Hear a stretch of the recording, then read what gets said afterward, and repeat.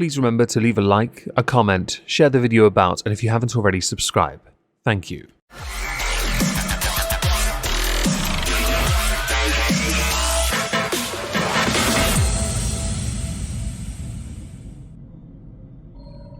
Hello everyone, welcome back to a Megon 2 Electric Boogaloo. Today we're going to be responding to two videos from one TikTok user who I've actually done a response video recently over on Rumble on with about. Yes, that. I'll link the Rumble video down below if you're interested. Do consider following me on alternative platforms as we seek to grow everywhere. Everywhere, how exciting. The reason why we're bringing this user here as well is because they're an idiot. And everything about their TikTok account is solely about shitting on white people because they're white. Which is exactly the kind of one-dimensional crap I am used to at this point. Although normally I go for this kind of nonsense first. Okay, let me say this again.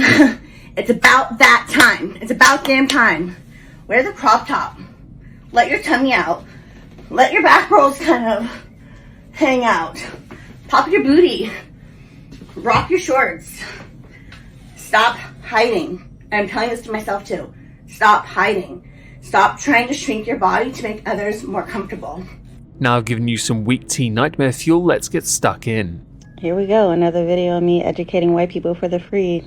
Let's do it. While I'm not white, I do appreciate a good education. In fact, my faith in academia has always been resolute. And just so those who watch this video on my channel know, it is quite common for TikTok users to make extra content to get in the algorithm, not that it's worked for this user, by responding to any comment that they can latch onto to make a larger point, or if it's a negative comment, or they can swerve as if it is negative. Yes, it's free content, that's the point. And on TikTok, if you want to stand out, you've got to pump out a lot. We exist in a white supremacist country, okay? It was founded on it, and now it is intricately a part of every single aspect and morsel of our society. Cool?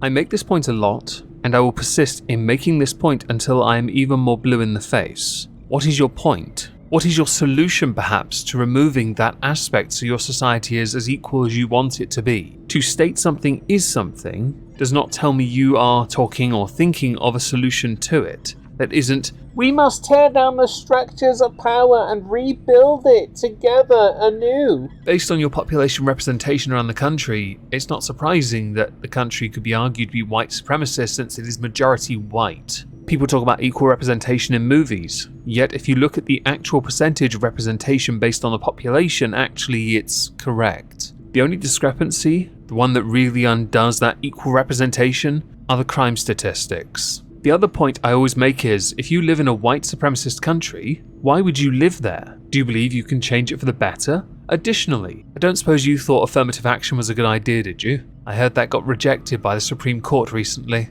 I'm okay with that, because I have never believed in discriminating against another person based on the color of their skin. I firmly believe in meritocracy. What that means is that as white people, literally you just existing, you are benefiting from a system as a whole. You would have a point if there weren't such vast numbers of those that were homeless, many of whom will, if you can get past the dirt on their skin because they're unable to get a bath, would be white. I would agree with you if affirmative action hadn't existed in your country for so long, depriving people based on their skin color opportunity. But just to be clear, I could never agree with you because you solely exist to crap on someone based on their skin color. That's all you do. I don't agree with that. I think that's counterproductive. I consider it conducive to stoking flames of racial hatred and tension under the mask of educator.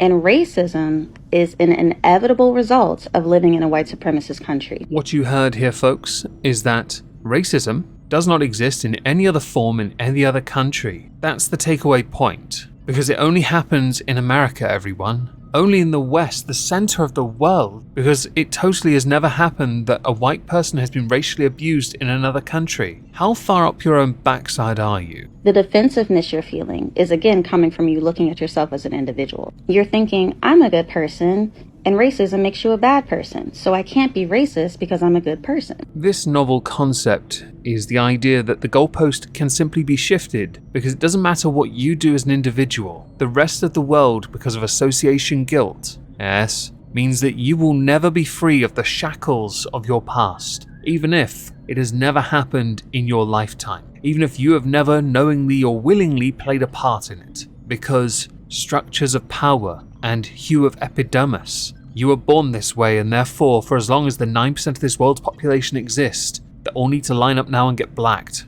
out of existence, and the men need to be chemically castrated. As long as they still exist, you're still the problem. I'm white and I don't hate black people. What's the deal? But again, racism is not a moral failing on your part. It's an inevitable result of living in a white supremacist society.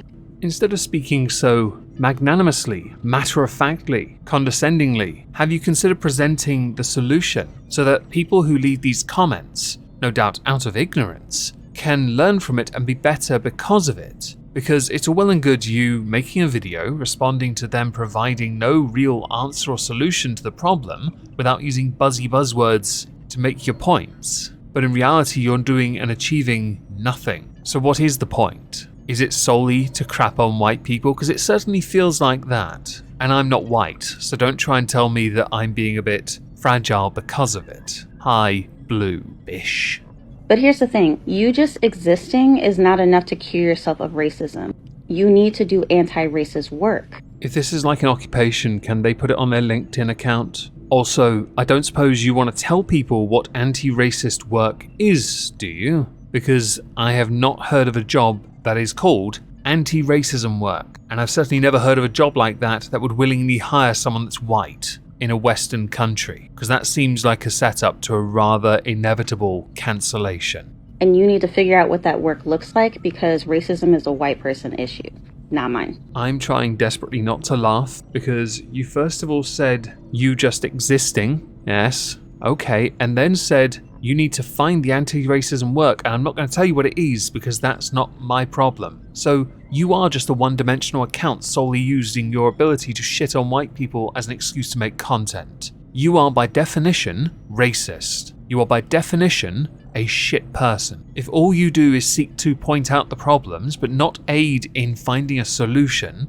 you become a part of another problem. A problem where there is no equality. There is no parity of esteem. Because to you, in your jaded black pill boomer mentality, the world is black and white, and black is always on the receiving end of white wrath and fury. You are an embarrassment of an individual, and you should be ashamed of yourself for the crap you push out. And to continue my point, we're going to go to another video of yours that I've partially responded to on Rumble. I'm going to skip ahead past the point that I last responded to on Rumble, so I highly recommend you go check that video out. Not that it matters, because the context means sod all. You're still being racist.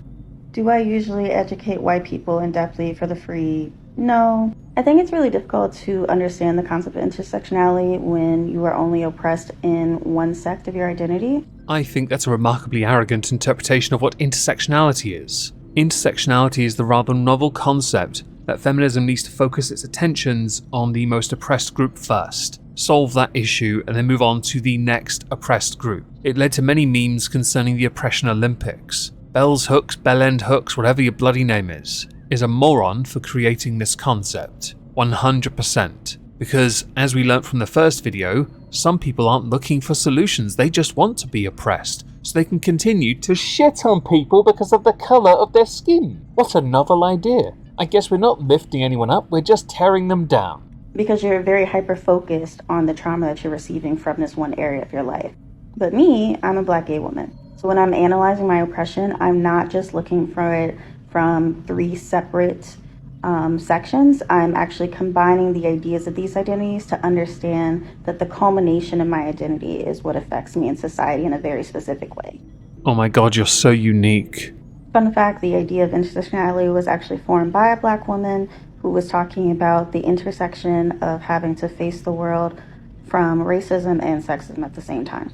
The only reason you've made that point, explicitly made that point, is so you can make it seem like this is more of a point than it really is. Because it comes from a black woman, this point carries more gravitas. But also, I'm so proud. You really shouldn't be, because much like what we learned from your first video, this person didn't solve shit either. Anyway, let's look at what a Karen is. A Karen is a great example of a white woman specifically knowing their place in society and using that as a weapon. They are entitled to space because of their whiteness, and they use their white womanhood in order to play victim and ask for help in ways in order to get people of color in trouble. This tactic would not work with an Asian woman, with a black woman, with a Latina woman, none of that, and they are very aware of that. On the main channel, I did an entire series on people that have been dubbed Karens, and we responded to the incidents concerning those people, and we tried to ascertain whether or not they were worthy of that memed title. Yes, some were Asian, some were black, some were Latina. Apparently there are the only 3 other races in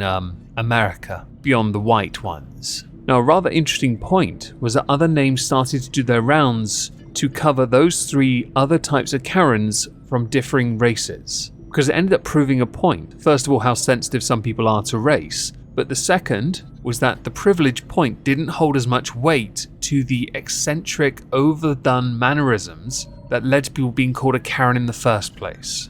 On the screen, I'm playing a clip but with no audio because you talk about the history of the KKK. I am not American. I know nothing about this group. I just think the very idea they still exist is hilarious. I think any group that exists solely as a one race thing is hilarious. And of course, she mentions something quite serious, but then goes on to voting patterns. So that's where we're going to continue before we finish. That is why their voting patterns matter historically, because white women have made a pattern of voting for more conservative views if it protects white supremacy. Your point here about voting patterns would hold some merit if it wasn't for the fact you live in a 2-party system and all voting patterns are recorded. Pew Research have from the 2020 election proof that, for example, while Trump won a slightly larger share of the women's votes in 2020 than 2016, Biden still got more of them. And I don't believe the Democrats are conservative, or so I've been led to believe they're not. So is your point still valid? Not really. You're a 2-party system. Of course there is a rise online, especially with more conservative commentary channels that are female and white. Nothing wrong with being female, white and conservative. But if they are the key parts of your identity, there is an issue here. There's nothing wrong with wanting to protect, for example, the nuclear family. If that's what you want from your life, or you believe leads to a better quality of life, you're well within your right to those opinions. To think that because you vote more conservative that makes you white supremacist shows just how intolerant you are as someone that claims to be progressive. And you do claim it. I've watched enough of your asinine content to know that's the case. And no, I'm not going to make anyone else suffer any more of your drivel. Final thing, do not go to this user and say anything negative towards them, please. I've asked nicely. Ta-ta everyone.